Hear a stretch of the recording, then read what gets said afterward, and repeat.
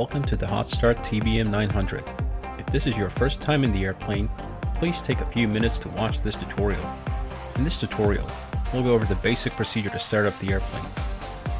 If you'd like to skip the introduction portion of this tutorial and go straight to doing the engine startup yourself, click Skip Intro. Otherwise, just sit back and keep watching. Although you have no doubt reviewed all appropriate technical documentation and are familiar with all the knobs and switches in the cockpit, let's quickly review some of the most important ones for starting up the airplane. We will deliberately skip some emergency controls. Those will be covered in other tutorials. Mounted just above the windshield is the overhead panel. It is divided into sections from left to right: external lights, internal lights, electrical systems, engine starting, fuel system, autopilot, trim. In front of you is the main instrument panel, consisting of the pilot's primary flight display, PFD-1, the multifunction display, MFD, co-pilot's primary flight display, PFD-2, the autopilot control panel, the electronic standby instrument, the intercom panel. On the bottom of the main instrument panel is a raised chin with several sub-panels organized from left to right as follows: ice protection systems, parking brake control, landing gear control, MFD keypad, environmental control system. Aft of the main instrument panel and located between the pilot and co-pilot is the raised pedestal, consisting of the power lever, the flap selector handle, the manual elevator trim wheel, the electric aileron trim rocker switch, the fuel tank selector. And that's it. As you can see, there's not that many controls in the TBM 900, and they're all logically grouped and placed in a way to allow quick and easy access. Before we go on, please note that we will not go over every step in the engine starting procedure as listed in the pilot's operating handbook. We'll just try to perform a quick and easy startup, and you're encouraged to review the full procedure once you have a general understanding of the sequence of steps. Before starting up the avionics, we need to make sure certain controls are in certain positions. This helps prevent some systems suddenly coming into motion as soon as electrical power is applied to the airplane. Reviewing the overhead, we want to make sure that all switches and levers are down except for the ignition switch. This switch is kept in auto at all times, all the way up. On the lower part of the main panel, we check to make sure the parking brake is applied. Please note that to apply the parking brake, it isn't sufficient just to rotate the knob. You need to depress the pedal brakes fully and then rotate the knob to lock the pedals in place. Do so now. The landing gear control lever is down. On the pedestal, the power lever is in the cutoff position, that is, fully back. The flap lever is up, and the flaps on the wings are also up.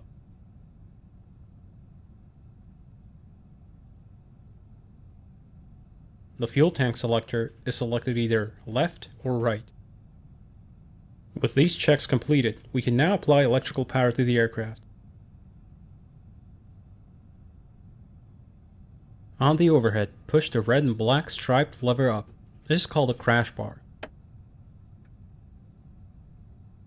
With the crash bar up, the avionics will power up into a minimal power consumption mode. This mode is used for conserving battery power if you are, for example, sitting on the ground waiting for a clearance to be issued. In a few moments, a pair of red and yellow push buttons above the PFD will illuminate, accompanied by an aural chime. These are the master caution and master warning attention getter buttons. To cancel the alerts and silence the chime, press on both buttons.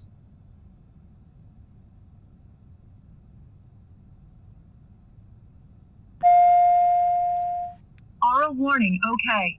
To completely start up the avionics, on the electrical panel on the overhead, position the source selector switch to the bat position.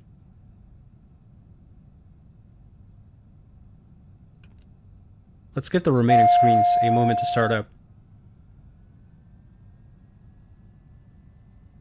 TAWS system test. OK.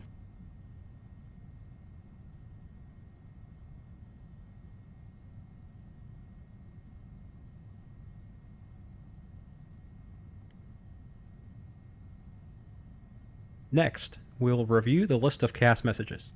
We would expect to see the following: park brake, because we have applied the parking brake; fuel press, for a low fuel pressure; oil press, for a low oil pressure; low voltage, indicating that the battery is discharging; auto cell, indicating that the fuel tank automatic selector isn't on; vacuum low, indicating that the engine-driven vacuum pump is not running. With these checks completed, we are now in a good position to start the engine. I will first do the start for you, explaining what I'm doing along the way. Then, I will let you do it. Because the process is rather quick, I will be pausing the simulation along the way to explain the steps. First, we'll prepare the fuel system. The engine likes to receive pressurized fuel during start, so we place the auxiliary boost pump AUX BP switch to the on middle position. We verify that we get an AUX boost pump on CAS message and that we can hear the pump running. We check that the prop area is clear. To initiate the start, we hold the starter switch in the on position for 2 seconds. Afterwards, the starter will latch and keep going, so we can release the starter switch. Next, we look at the CAS messages and verify that starter and ignition are illuminated. Before introducing fuel, we check that the ITT value is below 150 degrees Celsius and that the NG value is at least 13%. We can now introduce fuel by lifting the power lever and moving it one step forward to the low idle position. We monitor the ITT rise and NG acceleration. The ITT will rise rapidly at first, then slow down and stop before reaching the red mark. If the ITT exceeds the red mark, or if the NG acceleration is too sluggish, less than 30% NG by 30 seconds after initiating the start, we move the power lever back to the cutoff position. After introducing fuel, never abort the start using the starter switch on the overhead, as this can destroy the engine. Continue monitoring the NG rise.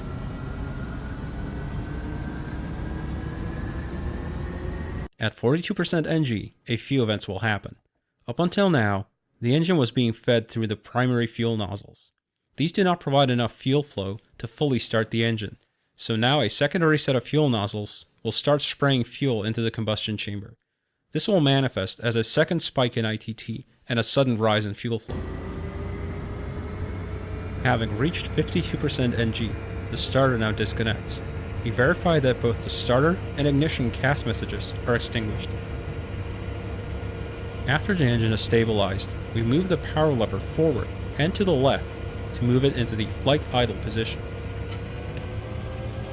The propeller will now unfeather and accelerate above the yellow RPM band, providing cooling air to the engine compartment. We now only have a few items left. On the ice protection panel, we position the inertial separator inert SEP switch to up. On the overhead, position the generator switch to main. Position the AUX BP switch to auto.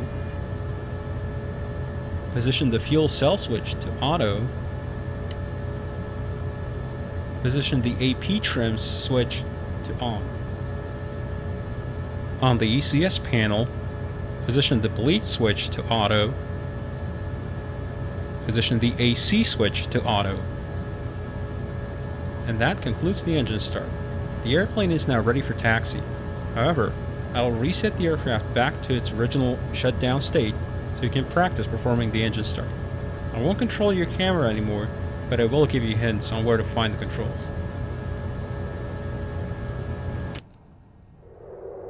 Let's begin by making sure all controls on the overhead are down, except for the ignition switch, which must be in auto. Next, we check that the parking brake is applied and that the landing gear lever is down. The power lever is in cutoff, the flaps are up, and the fuel tank selector is set to either left or right. All checks complete. Let's start up the avionics. Lift the crash bar up and position the source selector to bat. We'll give the avionics a moment to start up. Cancel any chimes as necessary by pressing the master caution and master warning buttons on the main instrument panel.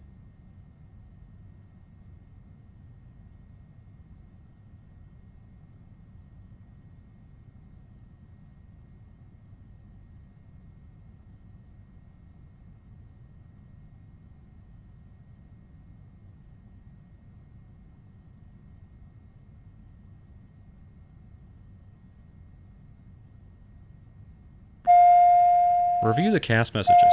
Here are the ones we expect. Auto Park warning, brake, okay. fuel press, oil press, low voltage, auto cell, vacuum low.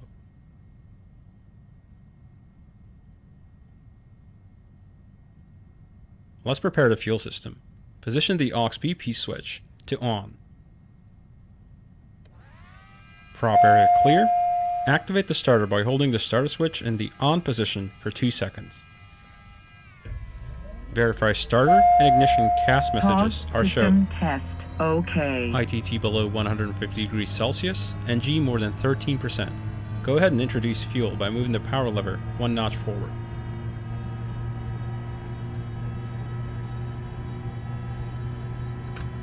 Monitor the ITT rise and NG acceleration. If the start doesn't look good, put the power lever to cut off.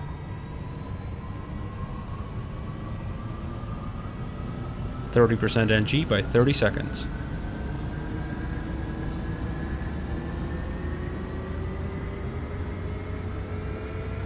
Engine stabilized. Push the power lever forward and left into the flight idle position. Inertial separator on. On the overhead, generator to main, aux BP to auto, fuel cell to auto, and AP trims to on.